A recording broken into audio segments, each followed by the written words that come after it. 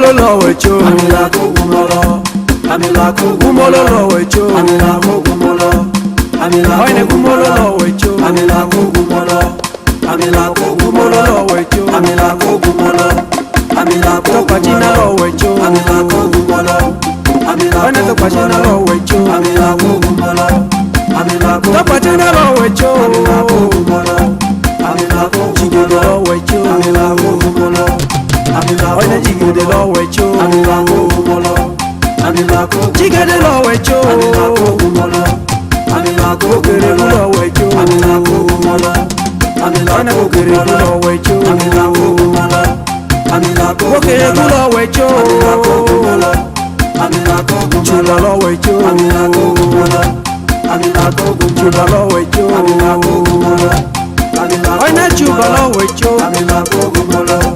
Amila ko Gwagogo lo wecho. Amila ko gumolo. Amila ko Gwagogo lo wecho. Amila ko gumolo. Amila Oine gwagogo lo wecho. Amila ko gumolo. Amila ko Wikpe mu lo wecho. Amila ko gumolo. Amila Oine ko wikpe mu lo wecho. Amila ko gumolo. Amila ko Chuba gidi lo wecho. Amila ko gumolo.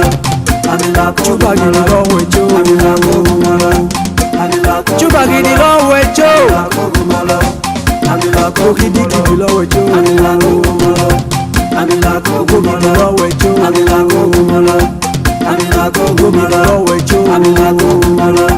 Amila ko Tumula lo wecho. Amila ko Tumula gumolo. lo wecho. Amila ko Tumula lo wecho. Amila ko Tumula gumolo. lo wecho. Amila ko Tumula lo wecho. Amila ko Tumula lo wecho. Amila ko Kagodo lo wecho. Amila ko Godo lo wecho. Kagodo lo wecho. Amila ko Godo lo wecho.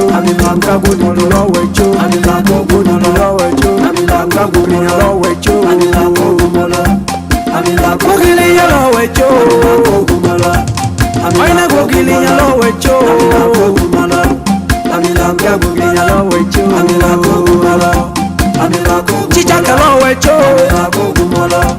Amila Oine guchaka lo wecho. ko gumolo. Oine adam guchaka lo wecho. Amila ko gumolo. Amila ko Guchaka lo wecho. Amila ko gumolo. Amila ko Guchaka lo wecho. Amila ko gumolo.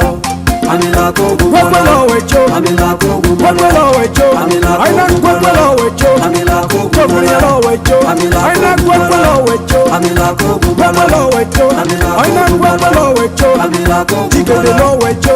Oine gwekwe lo wecho. Amila ko Ogere lo wecho. Oine gwekwe lo wecho. Amila ko Chuba lo wecho.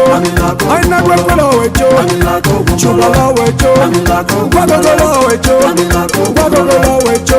Oine gwagogo lo wecho. Nga gwagogo lo wecho. Nga jubila lo wecho. Amila ko Gwagogo lo wecho. Nga jubila lo wecho. Amila ko Lo wecho. Amila ko gumolo. Amila ko gumolo. Lo wecho. Amila ko gumolo. Amila ko Ana jide lo wecho. gumolo. Oine nga jide lo wecho. Amila ko gumolo. Amila ko Gumolo lo wecho. Amila ko Gumolo lo wecho. Oine gumolo lo wecho. Amila ko Topachina lo wecho. Oine topachina lo wecho. Amila ko Topachina lo wecho. Oine topachina lo wecho. Amila ko gumolo. Amila ko gumolo. Amila ko gumolo. Amila ko gumolo. Amila ko gumolo. Amila ko gumolo. Amila ko gumolo. Amila ko